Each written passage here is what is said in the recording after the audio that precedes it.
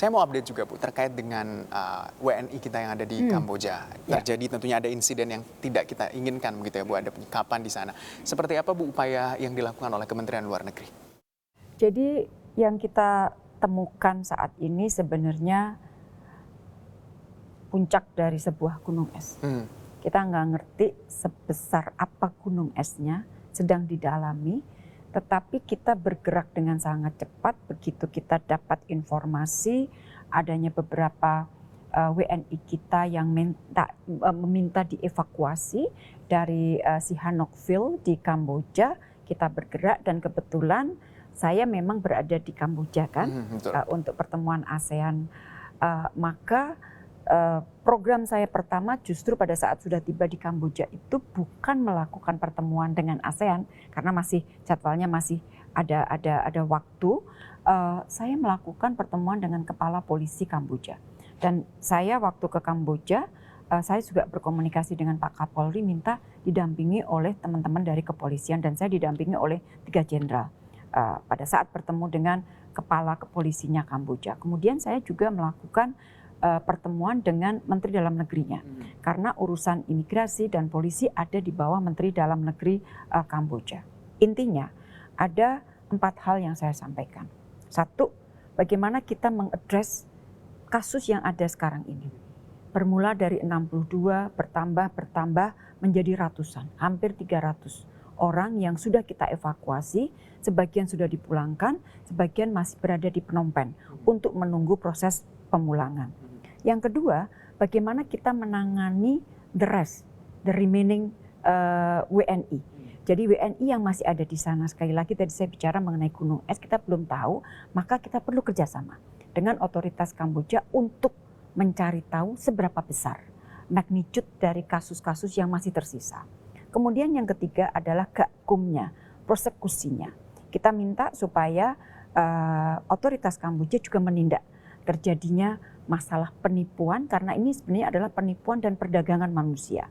Dan kita sudah sampaikan semua bukti-buktinya, plus di kita juga ada PR, gakum di kita. Karena kan tidak mungkin orang pergi tidak ada pelaku yang dari sini juga. Jadi dua-dua otoritas ini harus melakukan gakum masing-masing.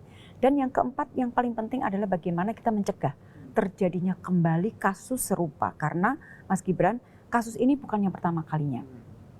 2021 kita sudah menangani ratusan. Tapi yang terjadi adalah misalnya pulang 10, yang berangkat lagi 100.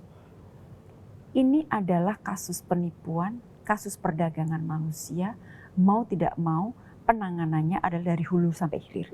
Kalau hanya ditangani di hilir tidak akan selesai sebelum hulunya ditangani dengan baik. Sehingga masalah gakum, penegakan hukum dan prevensi ini menjadi 2 hal yang sangat penting. Ya, itu yang sangat penting, hulu sampai hilir. Bu, saya apresiasi juga Ibu ketika terjadi ketegangan antara Rusia Ukraina, Ibu langsung cepat melakukan evakuasi terhadap WNI kita, termasuk dengan yang ada di Kamboja. Begitu cepat Kementerian Luar Negeri melakukan upaya-upaya tersebut. Tidak gampang ya, di tengah situasi konflik seperti Betul sekali Bu, dan ya itu saya garis bawah tidak gampang. Nah, terkait juga ke depannya Bu, apa yang dilakukan utamanya mungkin dari Kementerian Luar Negeri untuk bisa terus memberikan perlindungan terhadap WNI kita yang ada di negara-negara yang tersebar di seluruh dunia tentunya? Jadi pelindungan WNI merupakan salah satu prioritas ya. Sekali lagi saya kira semua yang dilakukan politik luar negeri, pijakan-pijakan pemerintah selalu people center. Dalam artian kepentingan rakyat menjadi nomor 1. Apalagi kalau sudah menyangkut keselamatan. Itu selalu menjadi prioritas. Jadi dari waktu ke waktu kita tidak hanya meningkatkan pelayanan terhadap pelindungannya, tetapi sistem kita juga kita perkuat. Sehingga WNI lebih mudah dilindungi dengan sistem yang kita kembangkan. Nah, salah satu contoh yang saya ingin berikan ada 2 sebenarnya. Perbaikan upaya kita di dalam pelindungan untuk para tenaga kerja kita yang bekerja di Malaysia dan di Saudi.